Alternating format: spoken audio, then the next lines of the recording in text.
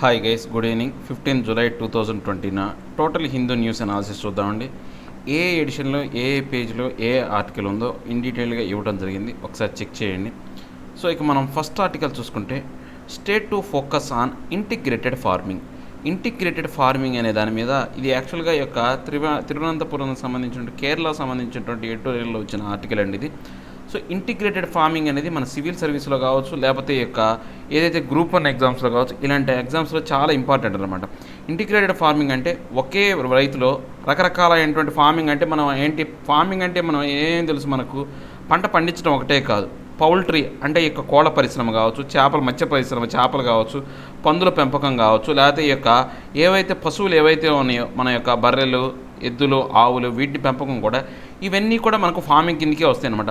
So ఇలాంటి multiple farmings అన్నింటినీ కలపడమని మనం ఇంటిగ్రేటెడ్ ఫార్మింగ్ అంటాం అనమాట. దాంతోపాటు మన యొక్క ల్యాండ్లో, మన యొక్క పొలాల్లో ఇంకా అరణ్యాలకు సంబంధించినటువంటి మొక్కలు కావచ్చు, లేకపోతే చెట్లు కావచ్చు, టింబర్ కావచ్చు, టేక్ కావచ్చు, అలాంటి ప్లాన్ చేయడం వల్ల కూడా ఇలాంటి ఇంటిగ్రేటెడ్ ఫార్మింగ్ వల్ల ఏంటంటే రైతు నష్టపోకుండా లాభం అనేది ఎక్కువగా వస్తుందని చెప్పే ఆర్టికల్ అనమాట. దీనికి సంబంధించి మనకు 2019లో కూడా ఒక క్వశ్చన్ కూడా వచ్చిందనమాట.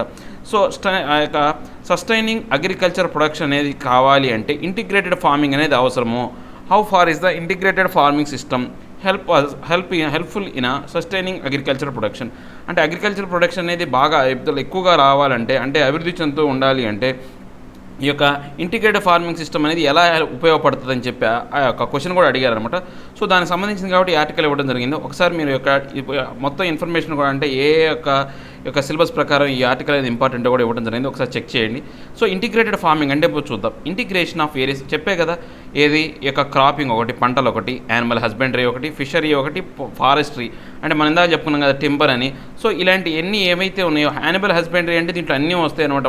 కోళ్ళ పెంపకం రావచ్చు, పశువులు రావచ్చు, తర్వాత యొక్క పందులు కావచ్చు, బాతులు కావచ్చు, ఏవైతే ఉన్నాయో జంతువులు అన్నీ కూడా యానిమల్ హస్బెండరీకి వస్తాయి. ఫిషరీ అంటే చేపలు పట్టడం, ఫారెస్ట్ అంటే మనం చెప్పాం కదా, ఈ యొక్క ఫారెస్ట్కి సంబంధించినటువంటి యొక్క మొక్కలు నాటడం కానీ, లేకపోతే యొక్క టింబర్కి సంబంధించినటువంటి టేకు చెట్లు కానీ, అలాంటి మన యొక్క పొలంలో ఒక భాగంగా వేసుకున్నాం అనుకోండి, మనకు వాటి నుంచి కూడా లాభం వచ్చే విధంగా ఉందన్నమాట. ఎందుకు మనం అసలు ఇంటిగ్రేటెడ్ ఫార్మింగ్ అనేది ఎందుకు అవసరం మన భారతదేశంలో అంటే, మన భారతదేశంలో ఆల్రెడీ చెప్పుకున్నాం 80 to 85% అనే ఫార్మర్స్ అనేవాళ్ళు కూడా స్మాల్ అండ్ మార్జినల్ ఫార్మర్స్, చిన్న సన్నకారు రైతులు అంటాం వీళ్ళని. సో మనకేంటి యొక్క ఎక్కువ శాతం వాళ్ళే ఉన్నారు కాబట్టి, ఇలాంటి చిన్న రైతులకు ఏమవుతుందంటే ఎక్కువగా పంట మీద వచ్చే ఆదాయం మీద వాళ్ళు కనుక ఆధారపడితే వాడికి జీవన మనుగడ అనేది ఉపయోగపడదు అనమాట. సో ఆ కూలీలకి, ఆ విత్తనాలకి, యొక్క ఫర్టిలైజర్స్కి వాళ్ళ యొక్క ఆదాయం అంతా కూడా సరిపోతుంది. సో వాళ్ళ జీవనాధారానికి ఏం ఉపయోగపడదు అనమాట. Next scarcity in irrigation and reducing fertility. అంటే దీనివల్ల ఏమవుతుందంటే ఈ యొక్క ఇరిగేషన్లో కొంతవరకు ఏంటంటే స్కేర్సిటీ అంటే సరిపోయినంత మొత్తంలో ఇరిగేషన్ అనేది జరగదనమాట. సో దానివల్ల ఏమంటే పంట అనేది ఒకటే పంట రిపీటెడ్గా వేయటం కానీ, లేకపోతే ఇలాంటి విధానం ద్వారా ఏమవుతుందంటే ఈ యొక్క నేల యొక్క సారం అనేది తగ్గిపోతుంది అనమాట. Next erratic weather conditions. అంటే ఈ యొక్క వెదర్ కండిషన్స్ అనేవి ఒకసారి దీనివల్ల ఏమవుతుందంటే పంట కనుక నాశనం అయిందనుకోండి, సో ఇంకా ఆ కుటుంబానికి జీవనాధారం అనేది ఉండదు. అదే ఈ రంగాలన్నీ ఉన్నాయి అనుకోండి, ఈ యొక్క పశువులు కావచ్చు, లేకపోతే ఈ యొక్క ఏవైతే ఉన్నాయో ఈ యొక్క చేపలు కావచ్చు, లేకపోతే ఈ యొక్క ఆవులు కావచ్చు, మేకలు కావచ్చు, ఇలాంటి అన్నీ కనుక పెట్టుకున్నారనుకోండి, ఏదో ఒకటి అన్నీ ఒకేసారి నాశనం అవ్వవు కదా, ఏదో ఒక దాని ద్వారా వాళ్ళ జీవనాధారం సరిపోయే విధంగా వస్తుంది. పూర్వకాలం రైతు ఎలా ఉండేవాడు అంటే ఏ వస్తువును కూడా బయట కొనేవాడు కాదు. మొత్తం అంటే బియ్యం కావచ్చు, ఏవన్నా కానీ రైతే తన పొలంలో పండించుకునేవాడు ఆ పంటంతా కూడా. సో రైతు అనేవాడు ఎప్పుడు కూడా మార్కెట్కి వెళ్ళేవాడు కాదు. ఇప్పుడు ఎప్పుడైతే రైతు అనేవాడు మార్కెట్కి వెళ్ళడం మొదలుపెట్టాడో ఆటోమేటిక్గా ఈ సమస్యలు అనేవి తలెత్తినాయి అనమాట. సో ఇప్పుడు ఏమైంది, ఏ రైతు కూడా ఈ యొక్క అప్పులు బాధపడి ఆత్మహత్యలు చేసుకోరు. ఎక్కువగా ఆత్మహత్యలు చేసుకునేది ఏంటంటే అప్పులు కట్టలేక ఇంట్లో వస్తే దైనందినమైన పరిస్థితి, పెళ్ళానికి అంటే భార్యకు ఏవైతే ఉందో ఆహారం కూడా పెట్టలేని పొజిషన్కి వెళ్ళినప్పుడు ఆ బాధ చూడలేక ముందు ముఖ్యంగా చనిపోతారనమాట. వాళ్ళకి జీవనాధారం అదే కనుక వాళ్ళు పండించే పంటలో నుంచే కనుక ఈ యొక్క ఇంటిగ్రేటెడ్ ఫార్మింగ్ కనుక చేస్తే కనుక వాళ్ళ కుటుంబం గడవడానికి ఆహారం కోసం మినిమం రిక్వైర్మెంట్ అయినా కానీ చెల్లిపోద్ది అనమాట. దానివల్ల ఏమవుతుందంటే రైతుకు కొంతవరకు ఆర్థికపరమైనటువంటి స్వాలంబన అనేది ఏర్పడుతుంది అనమాట. ఇలాంటి ఏర్పడాలి అంటే కనుక ఇలాంటి ఇంటిగ్రేటెడ్ ఫార్మింగ్ కావాలి. ఇంటిగ్రేటెడ్ ఫార్మింగ్ కావాలి అంటే మన యొక్క ఇంటిగ్రేటెడ్ ఫార్మింగ్ అనేది ఇంతకుముందు పూర్వం అనేది మన భారతదేశంలో చాలా వరకు ఎక్కువగా కూడా, అంటే మన క్రీస్తుపూర్వం నుంచి మన భారతదేశ చరిత్ర మొత్తం కూడా ఇంటిగ్రేటెడ్ ఫార్మింగ్. కానీ ఇప్పుడు ఇంటిగ్రేటెడ్ ఫార్మింగ్ లోపం రావడానికి కారణం ఏంటంటే కుటుంబ వ్యవస్థ అనేది చిన్నాభిన్నమైంది. ఒకప్పుడు యొక్క పెద్ద కుటుంబాలు, బిగ్ ఫ్యామిలీస్ ఉండేవి, బహుముఖ కుటుంబాలు అనేవి ఉండేవి. ఇప్పుడు అన్నీ కూడా న్యూక్లియర్ ఫ్యామిలీస్ అయిపోయినాయి. తల్లి తండ్రి ఇద్దరు పిల్లలు. సో తల్లి తండ్రి ఇద్దరు పిల్లలు ఉంటే వల్ల ఏమవుతుంది, ఈ యొక్క ఏదైనా కానీ ఇలాంటి పరిశ్రమలు ఏమైనా పెట్టుకుంటే ఒకవేళ అన్ని రంగాల్లో కనుక ఉంటే కనుక వాళ్ళిద్దరే ఆ యొక్క తల్లిదండ్రి మొత్తం ఈ యొక్క పనులన్నీ చేయాలి. ఇది చేయలేక కొంతవరకు ఏంటి అంటే ఈ యొక్క పరిశ్రమలకు అంటే ఈ యొక్క ఇంటిగ్రేటెడ్ ఫార్మింగ్కి దూరంగా ఉన్నారు.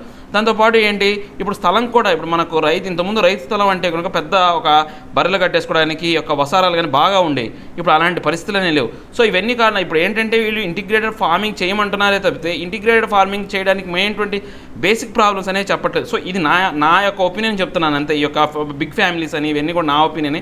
ఈ యొక్క ఆధార్ లెక్క ప్రకారం అయితే ఇది పెద్ద అంటే నేను చెప్పిన పెద్ద పాయింట్స్ అనేవి పెద్ద ఇంపార్టెంట్ ఏం కాదు. ఒకసారి మీరు ఆలోచించండి. సో మనం ఎప్పుడైనా సరే ఇక సివిల్ సర్వీస్లో ఎగ్జామ్ రాసేటప్పుడు ఏంటంటే సంథింగ్ డిఫరెంట్, అందరికన్నా మనం డిఫరెంట్గా రాసినప్పుడే మనకి ఎక్కువ మార్క్స్ గెయిన్ చేయడానికి అవకాశం ఉంటుంది అనమాట. As of now farmers concentrate mainly on crop production. ఇప్పుడు ఈ కాలంలో ఏంటంటే రైతులందరూ కూడా పూర్తిగా ఏంటంటే ఈ యొక్క క్రాప్ ప్రొడక్షన్ మీదే వాడు కాన్సన్ట్రేట్ చేస్తున్నారు అనమాట, subjected to A high degree of uncertainty in income and employment. So వీళ్ళు ఏంటి అంటే ఈ యొక్క ఇన్కమ్ ఎంప్లాయ్మెంట్ అనేది ఎక్కువగా కూడా పూర్తిగా దాని మీద ఆధారపడటం వల్ల ఏమవుతుందంటే హై డిగ్రీ పూర్తిగా దాని మీదే ఆధారపడుతుంది అనమాట.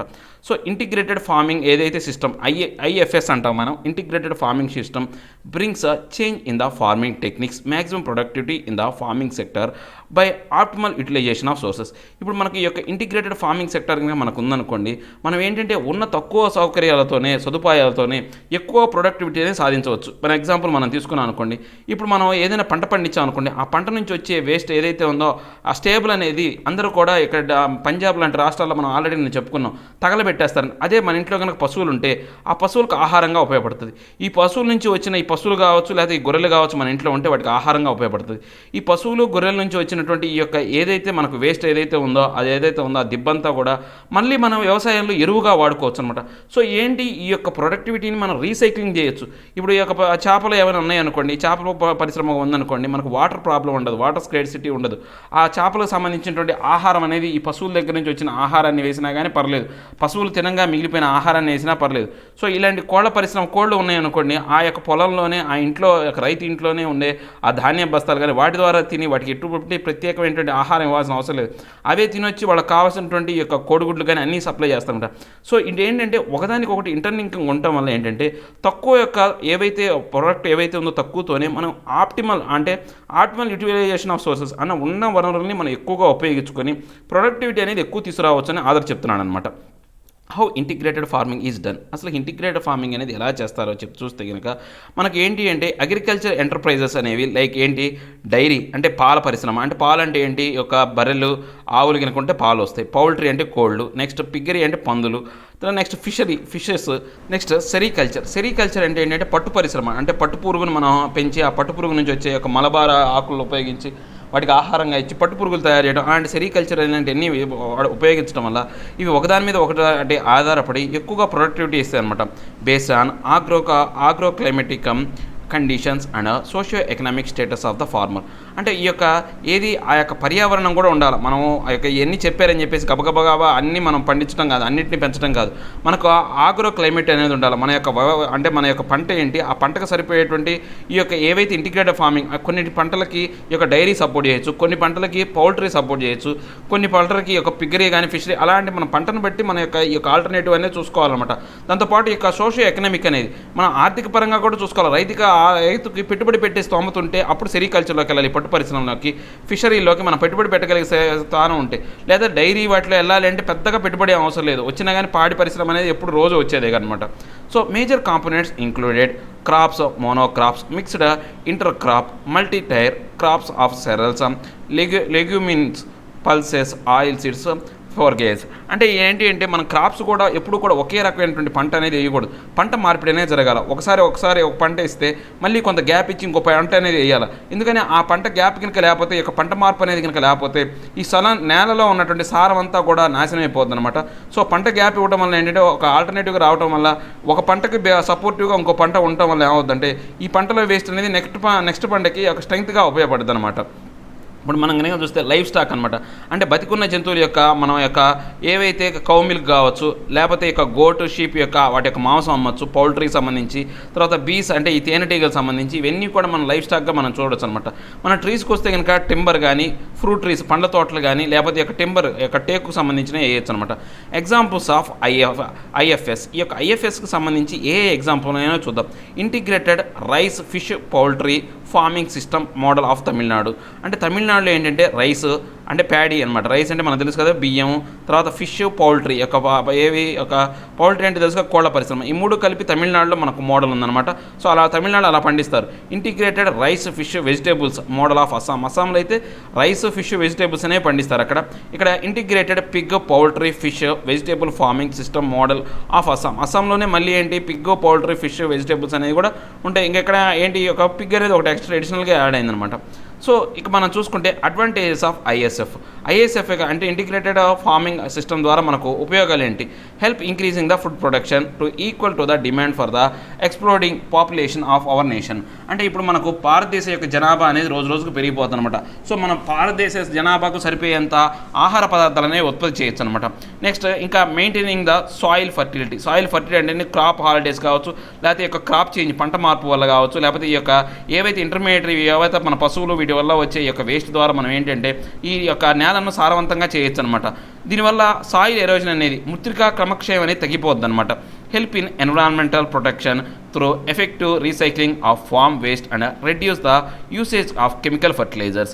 అంటే దీనివల్ల ఏమవుతుంది, ఈ యొక్క ఫార్మ్ వేస్ట్లో వచ్చినటువంటి ఈ యొక్క పశువుల దగ్గర నుంచి వచ్చినటువంటి ఈ యొక్క వేస్ట్ ఏదైతే ఉందో పేడ కావచ్చు, అవంతా కావచ్చు, వేస్ట్ ద్వారా ఈ యొక్క కెమికల్ ఫర్టిలైజర్ యొక్క యూటిలైజ్ అనేది వాటి యొక్క వాడకం తగ్గుతుంది అనమాట. కెమికల్ ఫర్టిలైజర్ యొక్క వాడకం తగ్గడం వల్ల ఏమవుతుందంటే నేల సారం పెరుగుతుంది, దాంతోపాటు రైతుకు పెట్టుబడి అనేది తగ్గిపోద్ది అనమాట. Helps in achieving national mission for sustainable agriculture. అంటే ఇప్పుడు ఇది దేనికి ఉపయోగపడుతుంది అంటే మన భారతదేశంలో national mission for sustainable agriculture అంటే ఆ యొక్క వ్యవసాయంలో అభివృద్ధి సాధించాలనే ఒక మిషన్ ఏదైతే ఉందో నేషనల్ మిషన్, అది జాతీయటువంటి మిషన్ అనేది, దాన్ని మనం అందుకోవడానికి ఉపయోగపడుతుంది అనమాట. One of the 8 machines outline in the national action plan on climate change. అంటే 8 మిషన్స్ అనేవి ఉన్నాయన్నమాట. ఈ యొక్క నేషనల్ యాక్షన్ ప్లాన్ అనమాట. క్లైమేట్ చేంజ్కి సంబంధించి కొన్ని అంశాలు ఏవైతే ఉన్నాయో వాటిలో మార్పులు రావచ్చు. Helps reduce production cost of components through input recycling from the by products of the allied entrepreneurs. అంటే ఏంటి ఈ యొక్క మనం ఏవైతే ప్రొడక్షన్ కాస్ట్ అనేది తగ్గిపోతుంది, ఏది పంట ఉత్పత్తి చేసే కాస్ట్ అనేది తగ్గిపోతుంది. సో వీటితో పాటు ఏంటంటే దాని సపోర్టివ్ కాంపోనెంట్స్ వల్ల ఈ రీసైక్లింగ్ ద్వారా ఏమవుతుందంటే మనకు వేస్ట్ అనేది, మనకు పొల్యూషన్ అనేది తగ్గుతుంది. అంటే మన యొక్క పేడ వేస్ట్ అంతా కూడా దూరం బయటపడేసాం అనుకోండి. ఇప్పుడు మనం ఎగ్జాంపుల్ చూసుకున్న స్టాబుల్ బర్నింగ్ చేస్తున్నారు అంటే గడ్డినంతా తగలబెడుతున్నారు. దానివల్ల ఏమవుతుంది, ఈ యొక్క కాలుష్య కూరలో ఢిల్లీ నిలిచిపోతుంది. అదే వాళ్ళ దగ్గర కనుక ఈ యొక్క పశువులు కనుక ఉంటే వాటికి ఆహారంగా దాన్ని ఉపయోగించారనుకోండి, ఈ యొక్క పొల్యూషన్ ఉండదు, ఈ యొక్క వేస్టేజ్ అనేది ఉండదు, ఈ యొక్క పొల్యూషన్ అనేది ఏర్పడదు అనమాట. Helps farmer get regular stable income through. అంటే ఇప్పుడు ఏంటంటే వాళ్ళకు రోజు డైలీ వారీగా ఇప్పుడు మనకు కోళ్ళ పరిశ్రమ ఉందనుకోండి, వారానికి ఒకసారి ఆ కోళ్ళు అమ్మినా కానీ మనం డబ్బులు సంపాదించుకోవచ్చు, గుడ్లు అమ్మవచ్చు. సో అలాగా ఏంటంటే డైలీ ఇన్కమ్ అనేది రైతు చూస్తాడనమాట. Inclusion of biogas and agroforestry will solve energy crisis. అంటే ఈ యొక్క వేస్ట్ ద్వారా మనం బయోగ్యాస్ కూడా మనం తయారు చేయొచ్చు అనమాట. సో దానివల్ల ఏమవుతుందంటే ఈ యొక్క అంటే ఫారెస్ట్రీకి సంబంధించినటువంటి రీసైక్లింగ్ అనేది జరుగుతుందన్నమాట. ఈ యొక్క ఎనర్జీ క్రైసిస్ సంబంధించి నా యొక్క చెట్లను నరకడం అనే అంశం అనేది ఆగిపోద్ది అనమాట. Helps in generation of regular employment for the family members of small and marginal farmers. అంటే దీనికి ఏంటి అంటే ఈ యొక్క ఏదైతే రైతుల కుటుంబంలో ఉన్నటువంటి వ్యక్తులకి ఇంకా కొత్తగా వాడు ఉద్యోగాలు ఎత్తుకోవాల్సిన అవసరం లేదు, వాళ్ళ ఇంట్లో పని చేసుకుంటే చాలన్నమాట. అంటే వాళ్ళే సొంతగా యొక్క ఎంప్లాయ్మెంట్ అనేది ఏర్పడుతుంది అనమాట. సో ఇది తర్వాత న్యూస్లో మనం చూస్తే, న్యూస్లో చెప్పిన దాని ప్రకారం చూస్తే promotion of integrated farming system అనే దాని గురించి చూస్తే బై అగ్రికల్చర్ డెవలప్మెంట్ ఆఫ్ కేరళలో అన్న అంశం ప్రకారం state government had announced the Jaivagraham project under the rebuild Kerala initiative. Jaivagraham అనే ఒక ప్రాజెక్ట్ అనేది కేరళని రీఇనిషియేటివ్ చేయడానికి ఏర్పాటు చేయడం అనమాట. ఇది దేనికి సంబంధించిందంటే ఈ యొక్క ఐఎఫ్ఎస్ అనమాట, ఇంటిగ్రేటెడ్ ఫార్మింగ్ సిస్టమ్ సంబంధించి. దాని పేరు ఏం పెట్టారంటే కేరళ సంబంధించి జైవాగ్రహం. ఈ జైవాగ్రహం అనేది ఇంపార్టెంట్ అండి, ఈ పేరు గుర్తుపెట్టుకోవాలా. ఈ మధ్యకాలంలో మనం న్యూస్లో బాగా వినపడుతున్న జైవాగ్రహం అనేది ఏ రాష్ట్రానికి చెందిందంటే కేరళ. అలాంటి క్వశ్చన్ కూడా వచ్చే అవకాశం ఉంటుంది అనమాట. Project is to bring about the practice of integrated farming system in the state. అంటే ఈ యొక్క ఏది ఆ రాష్ట్రంలో ఉన్నటువంటి ఇంటిగ్రేటెడ్ ఫార్మింగ్ సిస్టమ్ గురించి చెప్తుంది అనమాట. ఈ ప్రాజెక్ట్ అనేది దానికోసం ఏర్పాటు చేయబడింది అనమాట. Farms under the agricultural development in various districts will be developed as a model farms by adopting high tech and integrated farming methods. అంటే ఈ యొక్క ఏవైతే రకరకాల జిల్లాల్లో వీళ్ళు ఏంటంటే ఈ యొక్క దాన్ని డెవలప్ చేయడం కోసం కొత్త కొత్త టెక్నాలజీస్, హై టెక్నాలజీస్ని వాడి ఇంటిగ్రేటెడ్ ఫార్మింగ్ మెథడ్స్ అనేవి వీళ్ళు చేస్తున్నారనమాట. సో ఇంతటితో ఆ యొక్క ఆర్టికల్ డిస్కషన్ అనేది అయిపోయింది. ఇక నెక్స్ట్ ఆర్టికల్ చూసుకుంటే కనుక medical test not needed for trans ID certificate draft rules. అంటే ఈ యొక్క మెడికల్ టెస్ట్ అనేది అవసరం లేదు, ఎవరైతే ట్రాన్స్జెండర్స్ ఎవరైతే ఉన్నారో వాళ్ళ యొక్క ట్రాన్స్జెండర్స్ కోసం ఒక ప్రత్యేకమైనటువంటి గుర్తింపు కార్డు అనేది ఉంది. ఇప్పుడు మనకు అందరికీ కూడా గుర్తింపు కార్డులు ఉంటాయి. ఇప్పుడు ఆధార్ కార్డు ఉన్నాయి, ఆధార్ కార్డు మన గుర్తింపు కార్డు అనమాట. దాంట్లో మగ ఆడ అనే గుర్తింపు ఉంటుంది. సో ఇప్పుడు ఈ యొక్క ఆడవాళ్ళకి యొక్క ట్రాన్స్జెండర్స్ ఎవరైతే ఉన్నారో వీళ్ళకి కూడా గుర్తింపు ఐడి కార్డు అనేది ఇవ్వడం జరిగింది. సో మెడికల్ టెస్ట్ అనేది మ్యాండేటరీ అయితే కాదనమాట, వాళ్ళు ఖచ్చితంగా చేసుకోవాల్సిన టెస్ట్ అయితే కాదు. సో వాళ్ళకి సంబంధించిన కొన్ని కొత్త నిర్దేశకాలు అనేవి ఇవ్వడం జరిగిందనమాట. ఈ నిర్దేశకాలు మనం తెలుసుకోవడం మంచిది. So silent features of the transgender person protection of right act 2019. అంటే అసలు ఈ ట్రాన్స్జెండర్స్కి ఈ యొక్క గుర్తింపు కార్డు అనేది ఎందుకు ఇవ్వడం జరిగింది అంటే వాళ్ళ యొక్క హక్కుల్ని పరిరక్షించడం కోసం, వాళ్ళ యొక్క హక్కుల్ని కాపాడటం కోసం. ట్రాన్స్జెండర్స్ అనేవాళ్ళు సమాజంలో వివక్షతకు గురయ్యి వాళ్ళ యొక్క దుర్భరమైన జీవితాన్ని గడుపుతున్నారన్నమాట. ఆ దుర్భరమైన జీవితంలోకి నుంచి బయటపడేయడం కోసం మనం ఎందుకని ఈ యొక్క అంశాన్ని ఎందుకు లేవనెత్తారంటే మన భారత రాజ్యాంగంలో ఆర్టికల్ 14 ప్రకారం all the people in front of the law are equal, అంటే చట్టం ముందు అందరూ సమానం అనే ఒక మన యొక్క ఆర్టికల్ అనేది ఉందన్నమాట. సో ఆ ఆర్టికల్ని మనం ఏంటి యొక్క దాన్ని జస్టిఫై చేయడం కోసం తర్వాత రైట్ టు లీవ్ అనే ఆర్టికల్ 21 ఒకటి, తర్వాత ఆర్టికల్ 20 ప్రకారం ఏంటంటే అందరికీ సమానమైనటువంటి యొక్క హోదాను కలిగించడం, లేకపోతే ఒకే నేరానికి ఒకే రకమైనటువంటి శిక్ష అనేది, అలాంటి వాటిని జస్టిఫై చేయడం కోసం ఆర్టికల్ 20ని 21ని ఆర్టికల్ 14ని జస్టిఫై చేయడం కోసం ఈ యొక్క చట్టాన్ని అనేది తీసుకురావడం జరిగిందనమాట. ఈ transgender persons shall have a right to be recognized as such in accordance with the provisions of act right to self perceived gender identity. అంటే ఈ ట్రాన్స్జెండర్ కూడా వాళ్ళకు హక్కు ఉందన్నమాట, వాళ్ళకు ప్రత్యేకమైన గుర్తింపు ఉండేటట్టు. అంటే వాళ్ళకి జెండర్ ప్రకారం right to self perceived gender identity, అంటే వాళ్ళ యొక్క ఏదైతే వాళ్ళకున్న జెండర్ అనేది చెప్పుకునే హక్కు అనేది వాళ్ళకు ఉందన్నమాట. A transgender person make an application to the district magistrate for issuing a certificate of identity as a transgender. ఈ ట్రాన్స్జెండర్ పర్సన్ ఎవరైతే ఉన్నారో ఆ పర్సన్ అనే అతను ఈ యొక్క డిస్ట్రిక్ట్ మేజిస్ట్రేట్కి ఒక అప్లికేషన్ పెట్టుకోవాలన్నమాట. ఎందుకని వాళ్ళకి ఒక ఐడెంటిటీ కార్డు కావాలి, వాళ్ళు ట్రాన్స్జెండర్ అనే గుర్తింపు కలిగినటువంటి ఒక సర్టిఫికేట్ అనేది కావాలని చెప్పేసి వాళ్ళు అప్లికేషన్ పెట్టుకోవచ్చు అనమాట.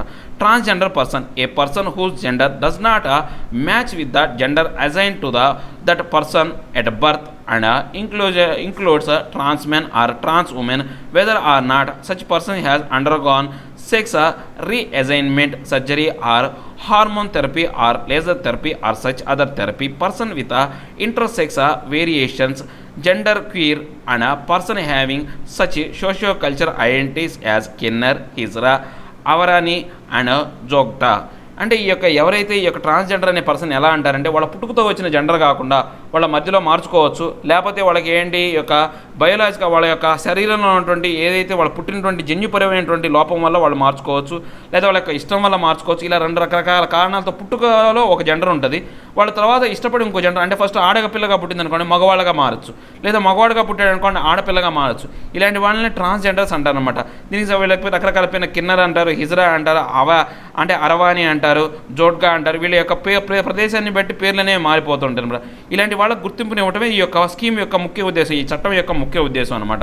So welfare measures by the government అనేది ఏ వెల్ఫేర్ మెజర్స్ అనేది ఇచ్చింది అంటే ట్రాన్స్జెండర్స్ ఏంటంటే ఇంక్లూజివ్ సొసైటీలో కలపడం కోసం, వాళ్ళ సొసైటీలోంచి విడగొట్టకుండా వాళ్ళని దూరం పెట్టకుండా సొసైటీలో వాళ్ళని కలపడం కోసం ఈ యొక్క చట్టాన్ని తీసుకుందనమాట.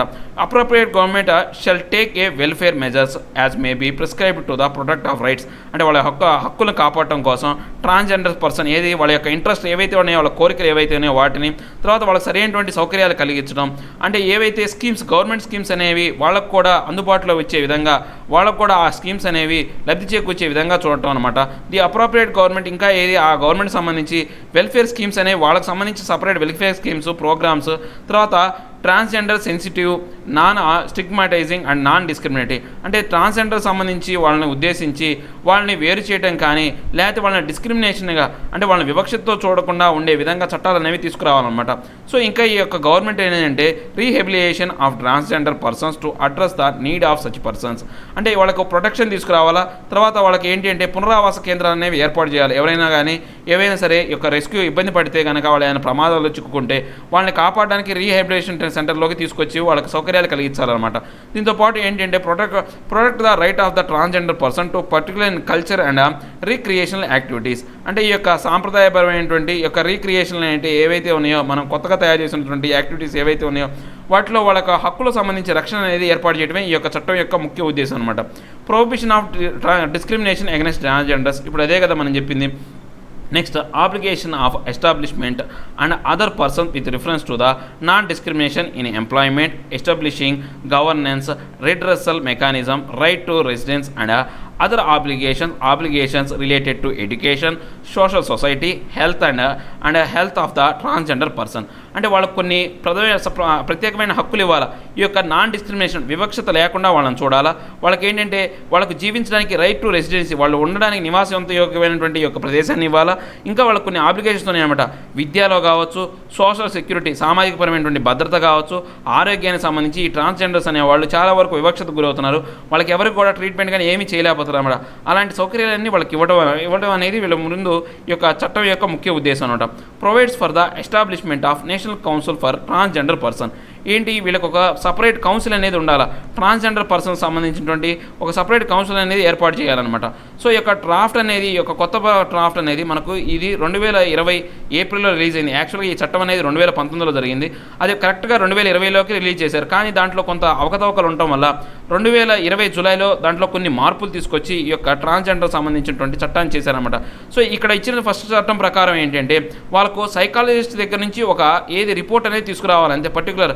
అంతేగాని ఇంకా ఏ ఇష్యూ కానీ ఇక డాక్టర్ సర్టిఫికేట్ కానీ ఇవేమీ మెడికల్ ఎగ్జామినేషన్ కానీ ఇవేమీ అవసరం లేదని చెప్పేసి ఏప్రిల్ సంబంధించినటువంటి 2020 ఏప్రిల్ సంబంధించిన ఈ యొక్క దాంట్లో ఉందన్నమాట. ఈ యొక్క మెడికల్ ఎగ్జామినేషన్ అంటే ఎవరికి అర్థం కాలేదన్నమాట. అవకతవకలు మెడికల్ ఎగ్జామినేషన్ అవసరం లేదు అంటే అవకతవకలు వచ్చినాయన్నమాట. సో దాన్ని మళ్ళీ తిరిగి మారుస్తూ వీళ్ళు ఏం చేశారంటే ఈ యొక్క gender declaring that gender identity of the any person form 2 but without any medical examination, అంటే వాళ్ళకి జెండర్ డిక్లరేషన్ అప్లికేషన్ అనేది ఇవ్వాలి, అఫిడవిట్ ఇవ్వాలా. ఎవరు అఫిడవిట్ ఇవ్వాలా? డిస్ట్రిక్ట్ మేజిస్ట్రేట్ అనేవాడు ఆ యొక్క subject to correctness to get the application processed by on the affidavit submitted by declaring the gender identity of any person form 2 but without any medical examination and issue an identification number to the applicant which may be quoted as a proof of application. So వాళ్ళ యొక్క submitted ఒక declaration form అనేది submit చేయాలి. ఈ medical వాళ్ళకి examination లేకుండా ఒక declaration అనేది ఇచ్చే విధంగా చర్యలు తీసుకోవాలన్నమాట. సో అది ఒక్కటే దీంట్లో మార్పు జరిగిందనమాట. సో ఇక నెక్స్ట్ ఆర్టికల్ అంతటితో ఆర్టికల్ డిస్కషన్ అయిపోయిందండి. ఇక నెక్స్ట్ ఆర్టికల్ వచ్చేసి eco plains in the Nilgiris restore native habitants, అంటే ఈ యొక్క ప్రాదేశికపరమైనటువంటి ఏవైతే ఈ యొక్క మొక్కలు ఏవైతే ఉన్నాయో వాటిని కాపాడడం కోసం ఈ యొక్క ఎకో ప్యానల్స్ అనే వాటిని ఈ యొక్క నీలగిరీస్లో రీస్టోర్ చేయడం కోసం, అంటే వాటి యొక్క ప్రాదేశికపరమైనటువంటి ఏవైతే మొక్కల్ని కాపాడటం కోసం కొన్ని మొక్కలు అనే వాటిని తీసేశారనమాట వీళ్ళు ఈ యొక్క నీలగిరి ఫారెస్ట్లో సంబంధించి. సో దానికి సంబంధించిన ఆర్టికల్ అనమాట. సో ఇక national forest policy 1988 about involving local communities, అంటే ఈ యొక్క 1988 చట్టం ప్రకారం నేషనల్ ఫారెస్ట్ పాలసీ అనే దానికైనా చూసుకుంటే ఈ యొక్క లోకల్ కమ్యూనిటీస్ సంబంధించినటువంటి ఏవైతే జాతి మొక్కలు ఉన్నాయో వాటిని కాపాడడానికి సంబంధించినటువంటి చట్టం అనమాట. వాటిని ఉద్దేశించి తయారు చేసిన చట్టం అనమాట. సో దీంట్లో చూసుకుంటే జాయింట్ ఫారెస్ట్ మేనేజ్మెంట్ అంటే ఇంతవరకు మనకు ఫారెస్ట్ మేనేజ్ చేసేవాళ్ళు ఎవరంటే గవర్నమెంట్ ఎక్కువగా ఫారెస్ట్ మేనేజ్ చేస్తూ వచ్చేది. ఎందుకని ఇక గవర్నమెంట్ ఆఫీసర్ ఎవరైతే ఉన్నారో ఫారెస్టర్స్ కావచ్చు, గార్డులు కావచ్చు, వీళ్ళ ఒక డిపార్ట్మెంట్ ఉంది. ఇండియన్ ఫారెస్ట్ సర్వీస్ అనే ఒక డిపార్ట్మెంట్ కూడా ఉంది, వాళ్ళు మేనేజ్ చేసేవాళ్ళు. ఇప్పుడు ఏం చేశారంటే ఈ యొక్క ఫారెస్ట్లో ఎవరైతే ఫారెస్ట్ విల్లర్స్ అంటే ఫారెస్ట్లో నివసించే వాళ్ళు కానీ ఫోర్జ్ కమ్యూనిటీస్ అంటే ఫారెస్ట్లో జీవనాన్ని గడిపే యొక్క కమ్యూనిటీస్ ఎవరైతే ఉన్నారో వాళ్ళు కలయికతో ఈ యొక్క ఫారెస్ట్ని ప్రొటెక్ట్ చేయాలన్నమాట. ఈ యొక్క జాయింట్ ఫారెస్ట్ మేనేజ్మెంట్ అంటే ఆ ఫారెస్ట్ మేనేజ్మెంట్ చేయడానికి అక్కడ నివాసితులు అయిన వాళ్ళని కూడా కలుపుకోవటమే ఈ యొక్క జాయింట్ ఫారెస్ట్ మేనేజ్మెంట్ అనమాట. To protect and manage forest and అంటే దీని ఏ కోసం ఈ యొక్క ఆ యొక్క అరణ్యాలను కాపాడడం కోసం, వాటిని మేనేజ్ చేయడం కోసం. తర్వాత ఈ యొక్క కాస్ట్ ఏదైతే ఉందో ఆ అరణ్యాలను మెయింటైన్ చేయాల్సిన కాస్ట్ అనేది ఆ యొక్క నివాసితుల మీద కూడా కొంత పంచుకొని దాంతోపాటు ఆ అరణ్యం నుంచి వచ్చే ఈ యొక్క బెనిఫిట్స్ ఏవైతే ఉన్నాయో ఆ లబ్ధి కూడా వాళ్ళకు పొందే విధంగా చూడటమే దీని యొక్క ముఖ్య ఉద్దేశం అనమాట. Communities organise themselves into the JFM committee to protect and manage nearby forest guided by local prepared bylaws and micro plans. అంటే ఈ యొక్క కమ్యూనిటీస్ ఏవైతే ఉన్నాయో, ఈ యొక్క ఆర్గనైజేషన్ చేసే కమ్యూనిటీస్ ఏవైతే ఉన్నాయో వాళ్ళు ఏంటంటే ఈ యొక్క జేఎఫ్ఎంలో వాళ్ళు ఏంటంటే దెమ్సెల్స్ వాళ్ళే స్వతంత్రంగా అంటే వాళ్ళే రావాలన్నమాట. సో ఆ యొక్క దగ్గరలో ఉన్న ఫారెస్ట్ కావచ్చు, ఆ యొక్క లోకల్గా ఉన్నటువంటి చట్టాలు ఏవైతే ఉన్నాయో, ఆ ప్లాన్స్ ఏవైతే ఉన్నాయో వాటికి అనుగుణంగా వాటిని కాపాడే విధంగా వీళ్ళు చర్యలు తీసుకోవాలన్నమాట. June 1990 the central government gave enabling guide lines provided for participation of local communities and NGOs. అంటే 1990లో ఒక చట్టం అనేది చేశారన్నమాట. దీంట్లో ఈ ప్రకారం ఏంటంటే లోకల్ కమ్యూనిటీస్ కావచ్చు, యొక్క నాన్ గవర్నమెంటల్ ఆర్గనైజేషన్స్ ఏవైతే ఉన్నాయో ఈ యొక్క దాంట్లో పాల్గొనవచ్చు అనమాట. ఏంటి జాయింట్ ఫారెస్ట్ మేనేజ్మెంట్లో facilitated institution building for forest management and allowed flexibility in there formation. అంటే ఈ యొక్క ఏంటి కొంత ఫ్లెక్సిబిలిటీ ఇచ్చారన్నమాట ఆ కమ్యూనిటీలు ఏర్పాటు చేయడం కావచ్చు, దానికి సంబంధించిన మేనేజ్మెంట్ కోసం. The process of JFM was slow in the initial years, policy, technical and institutional issues. అంటే ఈ యొక్క జేఎఫ్ఎం అనేది మనం చూసుకుంటే ఇనీషియల్గా చూసుకుంటే చాలా స్లోగా ఉందన్నమాట. ఈ యొక్క 1998 వరకు కూడా 4 లక్షల హెక్టార్లు మాత్రమే దీని కింద పరిధిలోకి వచ్చిందనమాట. సో ఆ తర్వాత ఏం చేశారంటే కొంతవరకు దీంట్లో ఈ యొక్క జేఎఫ్ఎం అనే సెల్ అనే దాన్ని క్రియేట్ చేశారనమాట. సో ఇది ఎవరి కింద ఉంటుంది అంటే ministry of environment, forest and climate change వాళ్ళ కింద ఉంటుంది అనమాట. To monitor the progress of JFM యొక్క ప్రోగ్రెస్ని అంటే జాయింట్ ఫారెస్ట్ మేనేజ్మెంట్ అనే ప్రోగ్రెస్ని ఈ యొక్క జేఎఫ్ఎం సెల్ అనేది అబ్జర్వ్ చేస్తూ ఉంటుంది అనమాట. దాన్ని మానిటర్ చేస్తూ ఉంటుంది అనమాట, పర్యవేక్షిస్తూ ఉంటుంది. To act as a clearing house for information on JFM. అంటే దీంతోపాటు ఇంకా ఈ యొక్క జేఎఫ్ఎం సంబంధించినటువంటి ఏదైనా చట్టాలు కూడా వీళ్ళు చేస్తూ ఉంటారనమాట. February 2000, MOFE issued another set of guidelines related to the joint forest management. 2000లో మనం కింద చూస్తే ఇంకో కొత్త అటువంటి యొక్క గైడ్లైన్స్ అనేది ఇవ్వడం జరిగిందనమాట. దాని ప్రకారం ఏంటంటే ఈ యొక్క సొసైటీ అనేది ఏర్పాటు చేయాలి. సొసైటీ రిజిస్ట్రేషన్ యాక్ట్ కింద కొన్ని సొసైటీస్ అనేవి లీగల్ బ్యాకప్ అనేది ఉంటుందన్నమాట. సో తర్వాత ఈ యొక్క uniform nomenclature to be called as the JFMC. ఈ యొక్క కమిటీ అనేది అంటే జాయింట్ ఫారెస్ట్ మేనేజ్మెంట్ కమిటీ అనేది ఒకటి ఏర్పాటు చేయడం జరిగిందనమాట. వాటికి ప్రొవైడ్ చేయడం యూనిఫామ్ నామిక్లేచర్ వాటికి సంబంధించినటువంటి గుర్తింపు అనేది ఇచ్చారనమాట. Next provided for women participate in communities among others. అంటే ఈ యొక్క జేఎఫ్ఎంలో ఇక ఆడవాళ్ళు కూడా బాధ్యత వహించే విధంగా పార్టిసిపేట్ చేసే విధంగా చేయడం జరిగిందనమాట. Joint forest management committee A local institution of forest drilling, forest fringe drilling. అంటే ఆల్రెడీ చెప్పాం కదా, అక్కడ లోకల్గా ఉన్నవాళ్ళు ఎవరైతే ఫారెస్ట్లో నివసిస్తున్నారో వాళ్ళందరూ కూడా ఈ యొక్క పూర్తిగా ఏంటంటే ఇది ఒక డెమోక్రటిక్ అనమాట, ప్రజాస్వామ్యబద్ధంగా డీసెంట్రలైజ్ అనమాట. అంటే ఈ యొక్క డీసెంట్రలైజ్ అంటే ఆ యొక్క ఉన్న ప్రదేశంలో ఉన్న వాళ్ళ ప్రజలకు అందరికీ బాధ్యత కల్పించడం అంటే డీసెంట్రలైజ్ అనమాట. దాంతోపాటు పారదర్శకంగా ఉంటుంది అనమాట. దీనివల్ల ఏమవుతుందంటే ఫారెస్ట్ ప్రొటెక్షన్ అనేది మనం చేయొచ్చు, ప్రొటెక్షన్ ఆఫ్ ఫారెస్ట్ అనేది డెవలప్ చేయొచ్చు అనమాట. Next setup as per the provisions of the application JFM rules guidelines. ఇవన్నీ కూడా ఏదైతే ఏ రాష్ట్రానికి సంబంధించిన ఆ రాష్ట్రానికి సంబంధించిన రూల్స్ అనేవి ఏర్పాటు చేయడం జరుగుతుంది అనమాట. Fully or partially part of the gram sabha. అంటే ఈ యొక్క పూర్తిగా గ్రామ సభలో ఉండొచ్చు, లేకపోతే పార్ట్లీగా ఈ యొక్క గ్రామ సభలో భాగంగా దీన్ని చేయొచ్చు అనమాట. Typically there is one JFMC in one revenue village. In a special situation, a JFMC may cover 2 or more villages, especially in tribal areas. JFMC may be set up at a sub-revenue village level or a hamlet levels. అంటే ఇప్పుడు మనం కింద చూస్తే ఈ యొక్క జేఎఫ్ఎంసీ అనేది ఒక village చేయొచ్చు, లేదా 2-3 జిల్లాలకు 2-3 గ్రామాలకు కలిపి కొత్తగానే చేయొచ్చు, లేదా ఇక చిన్న చిన్న గ్రామాలు ఏవైతే ఉన్నాయో సబ్ రెవెన్యూ చిన్న చిన్న గ్రామాలు, హ్యాల్మెట్ అంటే ఏంటంటే కుగ్రామాలు ఏవైతే ఉన్నాయో వాటిలో కూడా సపరేట్గా చేయొచ్చు, లేకపోతే మొత్తం కలిపి ఏకంగా ఒకటన్నా చేయొచ్చు అనమాట. సో ఇప్పుడు మనం కనుక చూసుకుంటే ఎకో డెవలప్మెంట్ కమ్యూనిటీ ప్రకారం అంటే ఇప్పుడు మనకు ఈ యొక్క స్టేట్ గవర్నమెంట్ అనేది దీని మీద చట్టాలు చేయాలన్నాం. మనం యాక్చువల్గా మనకు ఫారెస్ట్రీ అనేది ఎప్పుడు కూడా మనకు కాంక్రీట్ లిస్టులోకి రాదు. ఎప్పుడు కూడా అది సెంట్రల్ గవర్నమెంట్ అంటే ఈ యొక్క అరణ్యాలన్నీ కూడా కేంద్ర ప్రభుత్వం కింద యొక్క అధికారంలోకి వస్తాయి అన్నమాట, సెంట్రల్ గవర్నమెంట్ యొక్క అధికారంలోకి వస్తాయి. మరి దీనికి సంబంధించినటువంటి ఏవైతే అంశాలు ఉన్నాయి స్టేట్ గవర్నమెంట్ ఎందుకు చట్టం చేస్తుంటే ఈ యొక్క అరణ్యాలకు సంబంధించిన అంశం అనేది మనకు సెంట్రల్ గవర్నమెంట్ లిస్టులో ఉన్నప్పటికీ కూడా ఈ యొక్క అరణ్యాల యొక్క రక్షణకు వచ్చేసి ఇది రక్షణకు సంబంధించింది అనమాట. ప్రొటెక్షన్ ఆఫ్ ఫారెస్ట్ ఈ యొక్క జేఎఫ్ఎం అనే దానికి మనం చూసుకుంటే జాయింట్ ఫారెస్ట్ మేనేజ్మెంట్ అనమాట. అంటే వాటిని కాపాడడం సంబంధించి చూస్తే కనుక ఇవన్నీ కూడా రెండిటికి కాంకరెంట్ లిస్టులో వస్తాయి. ప్రొటెక్షన్ అంటే ఈ యొక్క ఫారెస్ట్లు అనేవేమో సెంట్రల్ గవర్నమెంట్ లిస్టులోకి వస్తే ఆ ఫారెస్ట్ సంబంధించిన ప్రొటెక్షన్ అనేది మాత్రం కాంకరెంట్ లిస్టులోకి వస్తుంది అనమాట.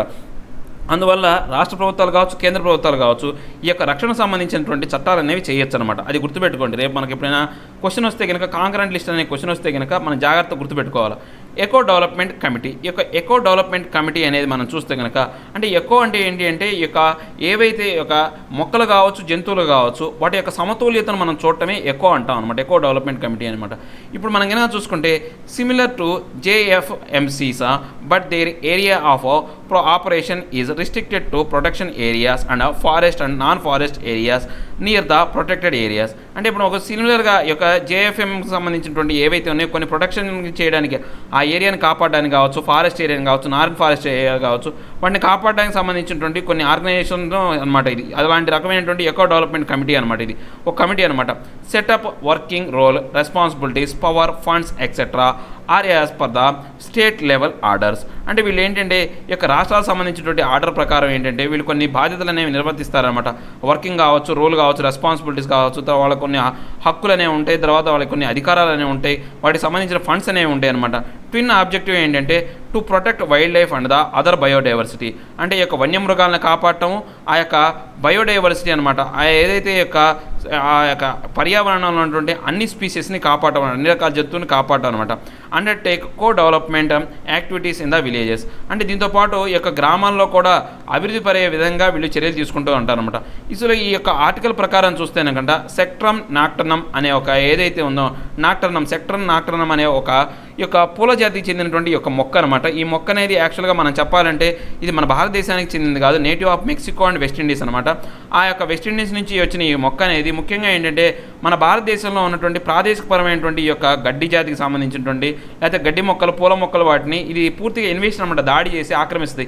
ఈ మొక్క పెరిగిందంటే ఆ పరిసర ప్రాంతాల్లో ఇంకే మొక్క పెరగడానికి ఆస్కారం లేకుండా పోతుంది అనమాట. యాక్చువల్గా ఈ మొక్క అనేది చాలా ఫ్రాగ్రెన్స్ అనేది, దీని యొక్క వాసన అనేది చాలా బాగా ఉంటుంది. దానికోసం దీన్ని ఇక్కడ తీసుకురావడం జరిగింది. సో దీన్ని ఏమంటారంటే నైట్ మేర్ అనమాట. అంటే ఇది రాత్రిపూట బాగా మెరుస్తుంటుంది అనమాట. ఈ యొక్క రాత్రిపూట మాత్రం ఈ పుష్పం అనేది వికసిస్తుంది. సో మంచి స్మెల్ వస్తుంది అనమాట. దీని అందుకే మనకు నైట్ ఫ్లవర్ అని కూడా అంటారనమాట దీన్ని. సో దీనికి సంబంధించి ఈ మొక్కను అనేది పూర్తిగా నీలగిరి ఫారెస్ట్లో తొలగించడం జరిగిందనమాట వేళ్లతో సహా. ఎందుకని అక్కడ లోకల్గా ఉన్నటువంటి స్పీసీస్ ఏవైతే ఉన్నాయో ఈ సెక్ట్రమ్ నాక్టర్నమ్ అనే యొక్క మొక్కని పూర్తిగా దాన్ని తొలగించడం జరిగిందనమాట. సో దీనివల్ల ఏంటంటే కొన్ని సమస్యలు ఉన్నాయన్నమాట. అక్కడ ఏవైతే లైఫ్ స్టాక్ ఏవైతే జంతువులకు సంబంధించి కొన్ని రిస్క్ అనేది ఉన్నదనమాట. వీటికి సంబంధించిన రసాన్ని కనుక అవి తీసుకుంటే చనిపోవచ్చు. తర్వాత హే ఫీవర్ మనుషులకైతే ఈ యొక్క పీపుల్కి అయితే ఈ యొక్క మొక్క నుంచి హే ఫీవర్ అనే ఒక జ్వరం వస్తుంది అనమాట. దీని ప్రకారం ఏంటంటే హై టెంపరేచర్, దగ్గు, జలుబు, విరోచనాలు ఇవన్నీ కలుగుతాయి అనమాట. డయేరియా లాంటి సిమ్టమ్స్ అనేది ఉంటాయి అనమాట. సో అందువల్ల ఈ మొక్కను అనేది పూర్తిగా తొలగించేయడం జరిగిందనమాట. దానికి సంబంధించిన ఆర్టికల్ ఇది. ఇక నెక్స్ట్ మనం చూసుకుంటే ఆల్రెడీ మనం మార్నింగ్ టాపిక్లో డిస్కస్ చేసాం లాస్ట్ ఆపర్చునిటీ అనేది. అంటే ఇండియాకు సంబంధించినటువంటి ఈ యొక్క ఒప్పందం ఏదైతే ఉందో చబహర్ పోర్ట్ అనేది ఏదైతే నిర్మితం అవ్వాలనుకున్నామో ఆ యొక్క ఆపర్చునిటీ అనేది మనకు పోయింది. ఆ ఆపర్చునిటీ అనేది చైనాకు దక్కిందనమాట. సో దీనివల్ల మనం కొంతవరకు నష్టపోయాం. ఎందుకు నష్టపోయాము? పాకిస్తాన్తో సంబంధం లేకుండా ఆఫ్ఘనిస్తాన్ను, రష్యాను, సెంట్రల్ ఏషియాను యాక్సెస్ చేయాలి అంటే మనకు ఇరాన్ అనేది ముఖ్యమైనటువంటి మార్గం అనమాట. దాని ద్వారా మన చబహర్ పోర్ట్ నుంచి రైలు మార్గాన్ని మనం కనుక నిర్మించుకోగలిగితే మనకు ఆ ప్రాంతం అనేది బాగా అంటే పాకిస్తాన్తో పని లేకుండా మనం ఆఫ్ఘనిస్తాన్, సెంట్రల్ ఏషియాని బాగా మనం యాక్సెస్ చేయొచ్చు అనమాట. దీనివల్ల ఏమైంది, ఇప్పటివరకు పాకిస్తాన్ నుంచి మనకు నష్టం ఉంటే ఇప్పుడు ఇరాన్ నుంచి కూడా మనకు లాభం లేకుండా పోయిందనమాట. ఇరాన్ మనకు కొంతవరకు మిత్రదేశం అయినప్పటికీ కూడా దాని నుంచి లాభం లేకుండా పోయింది. సో ఈ ఆర్టికల్ ప్రకారం మనం చూస్తే ఆల్రెడీ ఈ ఆర్టికల్ని మార్నింగ్ డిస్కస్ చేసామండి. మీరు కొంచెం చూడండి. దాంట్లో ఉన్న ఆర్టికల్స్ టాపిక్ ప్రకారం ఏంటంటే ఈ యొక్క రైల్ ప్రాజెక్ట్ అనేది ఆగిపోయింది. దాని తర్వాత ఈ యొక్క మోర్ యాక్టివిటీ ఏదైతే ఉందో ఆ యొక్క సంబంధించి శాంక్షన్స్ వల్ల అమెరికా అనేది ఇరాన్ మీద ఏర్పాటు చేసిన శాంక్షన్స్ వల్ల ఈ యొక్క ప్రాజెక్ట్ అనేది నిలిపేయడం జరిగిందనమాట. యాక్చువల్గా ఇది 2003లో ఈ ప్రాజెక్ట్ అనేది ఫస్ట్ వచ్చింది. 2003లో తర్వాత ఒక సంవత్సరం తర్వాత 2004లో కూడా అమెరికా ఇరాన్ మీద ఇలాంటి శాంక్షన్స్ పెట్టడం వల్ల ఆ ప్రాజెక్ట్ ఆగిపోయిందనమాట. ఆ తర్వాత 2016లో మనకు ఇక మన Narendra Modi government trilateral relationship అనమాట. భారతదేశం, ఇరాన్, ఆఫ్ఘనిస్తాన్ ముగ్గురు కలిసి ఈ యొక్క ట్రైలాటరల్ ఒప్పందాన్ని చేసుకున్నారు. దాని ప్రకారం ఏంటంటే ఈ యొక్క ఏరోషియా సినారియో ప్రకారం ఈ యొక్క ఏర్పాటు చేయడం జరిగిందనమాట. ఈ యొక్క ఏదైతే ఒప్పందం అనేది జరిగిందనమాట ఈ చబహర్ పోర్ట్ని నిర్మించడం కావచ్చు అవన్నీ కూడా. సో దానివల్ల ఏమైంది, ఇప్పుడు భారతదేశం అనేది ఒక గుడ్ ఆపర్చునిటీని పోగొట్టుకుందనమాట. ఈ యొక్క క్రిటికల్గా మిడిల్ ఈస్ట్ ఏరియా, యూరేషియాని మనం యాక్సెస్ చేయాలంటే ఒక అవకాశాన్ని పోగొట్టుకుందనమాట. ఇప్పుడు ఈ కాలంలో ఏంటి అంటే మనకు ఈ యొక్క కనెక్టివిటీ అనేది కరెన్సీ అని చెప్పాం. ఆల్రెడీ మనం మార్నింగ్ చెప్పుకున్నాం. ఏదైతే కనెక్టివిటీ ఉందనుకోండి దానివల్ల వాణిజ్యం జరుగుతుంది, దానివల్ల ఆదాయం వస్తుంది అనమాట. కనెక్టివిటీ పోయింది కాబట్టి మన కరెన్సీ కూడా పోయిందనమాట. ఈ యొక్క స్ట్రాటజిక్ అటానమీ అంటే ఇప్పుడు మనకు యూఎస్ శాంక్షన్ వల్ల మనం వెనక్కి తగ్గాం. సో దీనివల్ల ఏంటి అంటే మన భారతదేశం యొక్క స్వయం ప్రతిపత్తి అటానమీ ఏదైతే ఉందో దాని మీద వ్యూహాత్మకమైనటువంటి స్వయం ప్రతిపత్తి మీద కూడా అందరికీ సందేహం ఏర్పడే విధంగా, అంటే అమెరికా యొక్క కనుసన్నగల్లో లేకపోతే అమెరికా యొక్క ఆధిపత్యంలో మనం నడుస్తున్నామా అనే క్వశ్చన్స్ కూడా తలెత్తే విధంగా ఉన్నాయి అనమాట. సో ఇందువల్ల ఇక చైనాతో భారతదేశం అనేది దాని నుంచి ఉపసంహరించడం జరిగింది. దీనివల్ల ఏంది, ఇంకా చైనా ఇప్పుడు ఇరాన్ ఏం డిక్లేర్ చేసింది, ఇక చాబర్ పోర్ట్ నిర్మాణానికి భారతదేశం యొక్క జోక్యం అవసరం లేదు, భారతదేశం నుంచి ఫండ్స్ అనేవి లేటుగా రావడం వల్ల మాకు ఇబ్బందిగా ఉంది. సో ఇక చాబర్ పోర్ట్ నుంచి జహదాన్ అనే ప్రాజెక్ట్ ఏదైతే ఉందో అది మేమే నిర్మించుకుంటాం సొంతగా అని చెప్పారు. ఎలా చెప్పారు, చైనాతో 25 సంవత్సరాల పాటు $400 బిలియన్ స్ట్రాటజిక్ పార్ట్నర్షిప్ ఎప్పుడైతే రావడం జరిగిందో ఆ యొక్క పెట్టుబడులు అనేవి ఉపయోగించుకున్నాం. ఆల్రెడీ నిన్న మనం ఆర్టికల్లో చెప్పుకున్నాం అనమాట. చైనా అంటే ఈ యొక్క ఇరాన్కి అమెరికాకు వ్యతిరేకంగా ఉండేటువంటి ఒక స్ట్రాంగ్ అపోనెంట్ అనేది అవసరం, వాళ్ళ వల్ల ఏంటంటే వాళ్ళ యొక్క ఆర్థికంగా స్థిరపడవచ్చని. సో ఇప్పుడు అలాంటి ఆ సపోర్ట్ అనేది చైనా నుంచి వచ్చిందనమాట. ఈ చైనా అనేది ఏం చేసింది, వాళ్ళకి చాలా వరకు బ్యాంకింగ్, టెలికమ్యూనికేషన్, తర్వాత పోర్ట్స్, రైల్వేస్, సో ఇలాంటి ఎన్నో అంశాల్లో ఇప్పుడు వాళ్ళకు సహాయం చేస్తుందన్నమాట. వీళ్ళు దానికి ప్రతిగా ఏం చేస్తున్నారంటే 25 సంవత్సరాల పాటు ఈ యొక్క ఆయిల్ డిస్కౌంట్స్ అనేవి ఇస్తున్నారన్నమాట. వాళ్ళ యొక్క ఆయిల్కి సంబంధించినటువంటి డిస్కౌంట్ అనేది ఇవ్వడం జరుగుతుందన్నమాట. మనం ఇరాన్ చూసుకుంటే మనకు ఎంతవరకు ఎకనామిక్ శాంక్షన్స్తో చాలా వరకు ఇబ్బంది పడుతుందన్నమాట. ఇప్పుడు ఈ యొక్క ఎకనామిక్ 400 బిలియన్ యొక్క స్ట్రాటజీ అనేది వాళ్ళకు ఒక లైఫ్ లైన్ లాంటిది అనమాట. సో చైనా కూడా దీనివల్ల ఏమంటే స్ట్రాటజిక్ ఆ ఏరియాలో బాగా ప్రాబల్యం పొందుతుందన్నమాట. ఇంతవరకు సెకండ్ వరల్డ్ వార్ తర్వాత ఆ యొక్క ప్రదేశంలో అమెరికా యొక్క ప్రభావం అనేది చాలా ఎక్కువగా ఉందని, దాని ప్రాబల్యం ఎక్కువ అనమాట. ఇప్పుడు చైనాకు కూడా అక్కడ ప్రాబల్యం పెంచుకునే అవకాశం అనేది వచ్చిందనమాట. US by exercising maximum pressure policy on Iran unilaterally forcing Iran to opt for China BRI. ఇప్పుడు ఏంటి, ఈ యొక్క యూఎస్ అనేది చాలా ఎక్కువ మొత్తంలో ఏంటంటే ఈ యొక్క ఇరాన్ మీద యొక్క బలవంతమైనటువంటి ప్రెజర్ తీసుకురావటం వల్ల ఇప్పుడు ఇరాన్ అనేది యూనిలాటరల్గా అంటే ఏకదోత్త ధోరణితో అంటే తనకే తానే నిర్ణయం తీసుకుందామంటే ఎవరి జోక్యం లేకుండా BRI అనమాట. అంటే బెల్ట్ అండ్ రోడ్ ఇనిషియేటివ్ అనేది చైనాకి సంబంధించి, ఇది పాకిస్తాన్కి సంబంధించినటువంటి రూట్ మార్గంలో ఇప్పుడు ఇరాన్ కూడా కలవాల్సినటువంటి పరిస్థితులు అనేవి యూఎస్ఏ ఏర్పాటు చేసిందనమాట. యూఎస్ కనుక అలా శాంక్షన్స్ పెట్టకుండా ఉంటే చైనా దగ్గరికి, చైనా ఆశ్రయంలోకి ఇరాన్ వెళ్ళేది కాదు. సో చైనా యొక్క యూఎస్ చేసిన ఒక తప్పు వల్ల ఇప్పుడు చైనా అనేది బలోపేతం అవుతుందన్నమాట. సో దీని ప్రకారం మన ఈ క్వశ్చన్ కూడా ఈ చాబర్ రైలుకు సంబంధించి మన భారతదేశం అనేది ఎలా వ్యవహరించాలని చివరి డిస్కస్ చేద్దాం మనం దీనికి సంబంధించి. సో ఇక Maldives cannot grow without India. Maldives అనేవి భారతదేశం యొక్క సపోర్ట్ లేకుండా అసలు ఎదగలేవని చెప్పేసి మాల్దీవ్ అనేటువంటి ఫార్మర్ ప్రెసిడెంట్ ఆయన చెప్పాడనమాట. ఫార్మర్ ప్రెసిడెంట్ ఏం చెప్పాడంటే మాల్దీవ్స్ ఏవైతే ఉన్నాయో ఆయన ఏం చెప్పాడో appreciated Maldives relationship with India. అంటే మాల్దీవ్స్ యొక్క సత్సంబంధాలు అనేవి భారతదేశంతో ఉండటం అనేది ఆయన బాగా కొనియాడాడు అనమాట. ఈ అంశం అనేది, ఈ యొక్క ఆర్టికల్ అనేది ఇలా కొనియాడటం అనేది మన భారతదేశానికి సపోర్టివ్గా ఉన్న అంశం. ఎందుకంటే మన భారతదేశానికి నైబరింగ్ కంట్రీస్ అయినటువంటి పాకిస్తాన్తో మనకు సఖ్యత లేదు. తర్వాత ఏదైతే నేపాల్ ఉంది, నేపాల్తో గొడవల్లోనే ఉన్నాం, చైనాతో గొడవలు ఉన్నాం. రీసెంట్గా ఇరాన్ అంటే కొంతవరకు మనకు దగ్గరగా ఉన్నటువంటి నైబరింగ్ కంట్రీ అంటే ఈ యొక్క జలమార్గం ద్వారా నైబరింగ్గా ఉన్నటువంటి ఇరాన్తో మనకు సత్సంబంధం లేకుండా దెబ్బతిన్నది. సో ఇలాంటి సమయంలో మాల్దీవ్ లాంటి దేశం అనేది ఇరాన్ మన భారతదేశం ఒక మంచి కనెక్టివిటీ అంటే అనేది ఒక మనం కొంత హోప్ ఉన్నటువంటి అనమాట, మనకు లైఫ్ లైన్ ఇచ్చేటువంటి అంశం అనమాట. సో కామెంటెడ్, ఈ యొక్క కామెంట్ ప్రకారం Maldives cannot grow or develop future further in they abandoned they ties with India. అంటే భారతదేశంతో కనుక వాళ్ళు కనుక ఏవైతే ఒక ఒప్పందాలు కావచ్చు, ఒక ఏదైతే ఈ యొక్క టై అనేది కనుక విడిపోయిందంటే అది ఎదుగుదల లేదు అని చెప్పేసి ఒకప్పుడు ఫార్మర్ ప్రెసిడెంట్ చెప్పాడనమాట. Government of India handed over outdoor fitness equipment for 61 islands across the Maldives. అంటే మాల్దీవ్స్ సంబంధించినటువంటి 61 ఐస్లాండ్స్కి ఫిట్నెస్ ఎక్విప్మెంట్ అనేది అంటే ఏదైతే ఉందో అవుట్డోర్ ఫిట్నెస్ ఎక్విప్మెంట్ అనేది వాళ్ళకి ఏర్పాటు చేశారనమాట. Initiative is a part of India's cash grants. అంటే దీని ప్రకారం ఏంటంటే మన భారతదేశం 200 మిలియన్ల అయినటువంటి MVR అనమాట. మాల్దీవ్ ఏవైతే కరెన్సీ ఉందో మాల్దీవియన్ రఫియా అనే కరెన్సీ అనేది మనకు వాళ్ళు వాళ్ళ రూపంలో ఇవ్వడం జరిగిందనమాట. Urged current elected Maldivian leader to develop a strong relation with India. అంటే ఇప్పుడు కరెంట్గా ఉన్నటువంటి యొక్క మాల్దీవ్ ఎవరైతే లీడర్ ఎలక్ట్ అయ్యాడో భారతదేశంతో మంచి బంధాన్ని ఏర్పరచుకోమని చెప్పేసి ఆయన ఒక సలహా ఇచ్చాడనమాట. India and Maldives traditionally close bilateral relationship strengthened and deepened since the November 2018. November 2018 నుంచి మన ఇద్దరు అంటే ఇండియాకి మాల్దీవ్స్కి మధ్య బంధం అనేది బాగా పెరిగిపోయిందనమాట. ఇబ్రహీం అహ్మద్ సోలిహ్ అనే ఒక అతను ప్రెసిడెంట్గా రాగానే భారతదేశానికి చాలా వరకు ప్రాధాన్యత ఇచ్చాడనమాట. సో ఆయన ఏం స్టేట్మెంట్ ఇచ్చాడంటే policy of the government of Maldives ఏం చెప్పాడంటే ఇండియా ఫస్ట్ అనే ఒక పాలసీని తీసుకొచ్చాడంటే ఏ పాలసీ చేసినా కానీ మొదటి ప్రాధాన్యత అనేది ఇండియాకు మాత్రమే ఇవ్వాలని చెప్పేసి ఆయన కొత్త విధానాన్ని తీసుకొచ్చాడనమాట. సో మాల్దీవ్స్ గ్రూప్స్ ప్రకారం చూసుకుంటే ఇవన్నీ కూడా ఇండియన్ ఓషన్లో ఉన్నాయి. దీనిలో చాలా వరకు ఎటాల్స్ ఉన్నాయి, కోరల్ రూఫ్స్ ఉన్నాయి, లో లేయింగ్ కోరల్ ఐస్లాండ్స్ ఉన్నాయి అనమాట. అంటే చిన్న చిన్న యొక్క దీవులు అనేవి కోరల్ రూఫ్స్ అనమాట. అంటే చాలా చిన్నగా ఉంటాయి అనమాట. ఎటోల్ అంటే ఏంటంటే word of geography is borrowed from the Maldivian term atholhu. అంటే ఈ యొక్క అతుల్లో అనే యొక్క వర్డ్ దగ్గర నుంచే ఎటోల్ అనే వర్డ్ని ఈ ప్రపంచం అనేది దత్తత తీసుకుందనమాట. 22 జియోగ్రాఫికల్ అలాట్స్ in Maldives consist of close to 1200 islands. Only 200 islands are inhabited by people. Remaining 1000 అనేవి ఏంటంటే పర్యావరణానికి అంటే పర్యాటకంగా ఉపయోగపడతాయి అనమాట. సో మొత్తం 22 జియోగ్రాఫికల్ అటోల్స్ ఉన్నాయన్నమాట. సో రిమైనింగ్ అన్నీ కూడా ఏంటి, వీటిని టూరిజం కోసం పర్పస్ కోసం వస్తారనమాట. ఈ అటోల్ అంటే ఏంటంటే ఒక పెద్ద వాటర్ బాడీని ఈ యొక్క చిన్న వాటర్ బాడీ చూసారా, ఈ చిన్న వాటర్ బాడీ అనేది డివైడ్ చేస్తానమాట. అంటే ఆ సముద్రాల నుంచి వచ్చే వాటర్ని చిన్న వాటర్ బాడీ అనేది డివైడ్ చేయడం అని మనం ఎటోల్ అంటాం అనమాట. అలాంటి వాటిని ఎటోల్ దీవ్స్ ఉంటాయి. ఇవన్నీ చాలా చిన్నగా ఉంటాయి, కోరల్ రూఫ్స్ అనమాట. Next fishing and tourism. దీంట్లో ముఖ్యమైనటువంటి వీళ్ళకి ఆర్థిక వనరు ఏంటంటే చేపలు పట్టడం, తర్వాత టూరిజమే అనమాట. Main industries in Maldives are situated south west of mainland. అంటే మన భారతదేశానికి దక్షిణ సైడ్ తర్వాత ఈ యొక్క పశ్చిమ భాగంలో ఉండవు, సౌత్ వెస్ట్లో ఉన్నాయన్నమాట. సో ఇక్కడ చూసుకుంటే Lakshadweep islands groups and Maldives are separated by the 8 degree channel. అంటే ఇక్కడ మనం చూసుకుంటే ఇక్కడ లక్షద్వీప్స్ అనేవి మనకు ఒక చిన్న ఐలాండ్స్ ఉన్నాయి మన భారతదేశం సంబంధించి. ఈ యొక్క మాల్దీవ్స్ సంబంధించి ఈ యొక్క ఏదైతే 8 డిగ్రీ ఛానల్ ఏదైతే ఉందో 8 డిగ్రీ నార్త్ ఛానల్ అనేది సపరేట్ చేస్తుంది అనమాట మన భారతదేశం సంబంధించిన లక్షద్వీపుల్ని మాల్దీవ్స్ ఉన్నాయి అనమాట. In particular separates Minicoy island of Lakshadweep groups and Maldives. అంటే లక్షద్వీప్స్లో ఉన్నటువంటి మినీకాయ్ అనే ఏదైతే ప్రదేశం ఉందో అదే యొక్క చివరి అనమాట. అంటే మాల్దీవ్స్కి ఈ యొక్క లక్షద్వీప్స్లో ఉన్నటువంటి యొక్క కనెక్టివిటీ అనేది మినీకాయ్ అనమాట.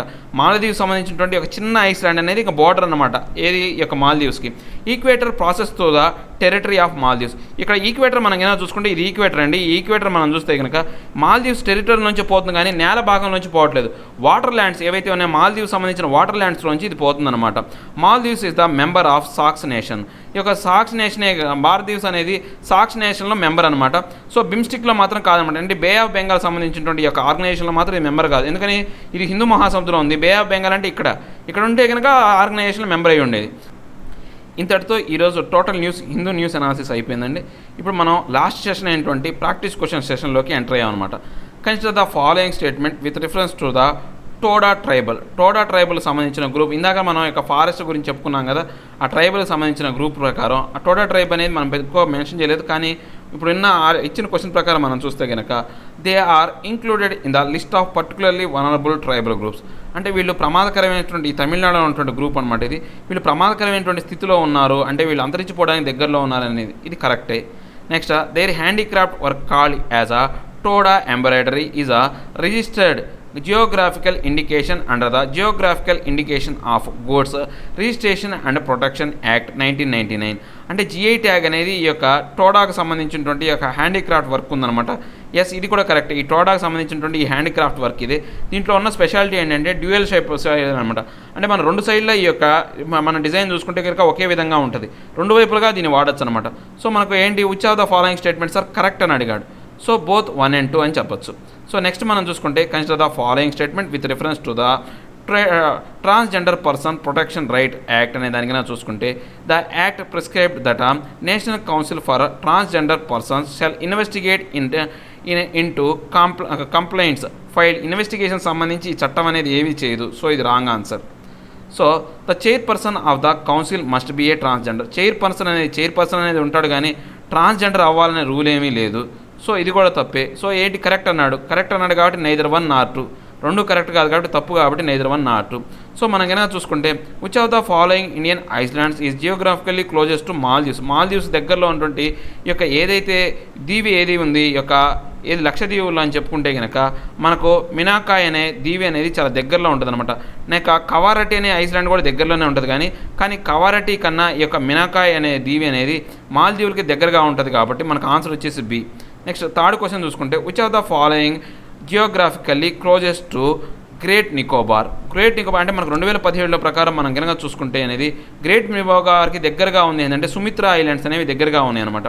ఓకే, లాస్ట్ మనం మెయిన్స్ క్వశ్చన్ చూసుకుంటే in what ways would the recent action of Iran dropping India from Chabahar rail project affect the strategic interest of India? How should India respond to it situation? అంటే ఇప్పుడు మనం ఏ కారణాలు అనేవి ఇరాన్తో మనకు ఈ యొక్క చబహార్ పోర్టుకి రైలుకు సంబంధించిన ప్రాజెక్ట్ అనేది నిలిపివేయబడింది. మనం ఒక కారణం చెప్పొచ్చు. ఏ కారణం చెప్పొచ్చు? ఫస్ట్ కారణం యూఎస్ యొక్క శాంక్షన్స్, యూఎస్ యొక్క ఆంక్షల వల్ల మనం చేయొచ్చు. ఇంకో కారణం కూడా ఉంది. ఇంటర్నల్ కారణం ఏంటంటే మన సిఏఏ చట్టం అనేది మన భారతదేశంలో ఏర్పాటు చేసినప్పుడు యాంటీ సిఏఏకి ఏదైతే మన భారతదేశంలో తిరుగుబాటు ఢిల్లీలో జరుగుతుందో దానికి ఈ యొక్క ఇరాన్ ప్రభుత్వం అనేది వాళ్ళకి ఏంటంటే సపోర్ట్ చేసిందనమాట. అంటే ఈ యొక్క భారతదేశం యొక్క విధానాన్ని వ్యతిరేకించింది. ఈ విధానాన్ని వ్యతిరేకించడం వల్ల ఇరాన్కి మన భారతదేశం కూడా కొంతవరకు నెగిటివ్ అయింది. దీంతో పాటు ఏంటి అంటే మనం ఇంకో అంశం కనుక చూసుకుంటే ఏంటంటే ఇరాన్ అనేది ఈ యొక్క ప్రాజెక్టు సంబంధించినటువంటి కొంత ఏదైతే మోడిఫికేషన్స్ అనేవి ఇరాన్ సైడ్ ఫస్ట్ ఒక ఒప్పందం జరిగింది. దానికి సంబంధించిన మోడిఫికేషన్స్ అనేవి జరిగాయి అనమాట. ఆ మోడిఫికేషన్ జరగడం వల్ల ఏంటంటే ఆ మోడిఫికేషన్ మనం యాక్సెప్ట్ చేయడానికి మనం కొంత డిలే అనేది తీసుకున్నాం. ఎందుకంటే కొత్తగా వచ్చిన మార్పులు మనం అర్థం చేసుకోవాలి, దానివల్ల వచ్చే లాభ నష్టాలను మనం అంచనా వేయాలి. సో ఇది ఒక కారణం అనమాట. అంటే మనకు ఈ డిలే అవ్వడానికి, ప్రాజెక్ట్ డిలే అవ్వడానికి కొంత కారణం ఇరాన్. ఆ యొక్క డిలే అనేది చివరికి ఏం దారి తీసింది అంటే పూర్తిగా ఆ ప్రాజెక్ట్ నిలిచిపోవడానికి దారి తీసింది అనమాట. దీనివల్ల నష్టపోయింది ఎవరంటే మన భారతదేశం అనేది చెప్పొచ్చు అనమాట. ఇలా మీరు ఒక సొంతగా మీరు ఆర్టికల్ అనేది చెప్పవచ్చు. సో ఇవేంటి ఈరోజు నా Hindu total news analysis and explanation. నా ఎక్స్ప్లెనేషన్ మీకు నచ్చినట్లయితే లైక్ చేయండి, షేర్ చేయండి. మీరు ఏదైనా చెప్పాలి అనుకుంటే కింద కామెంట్ రూపంలో తెలియజేయండి. ఇంకా ఎవరైనా సబ్స్క్రైబ్ అవ్వాలంటే సబ్స్క్రైబ్ అవ్వండి. Thank you very much.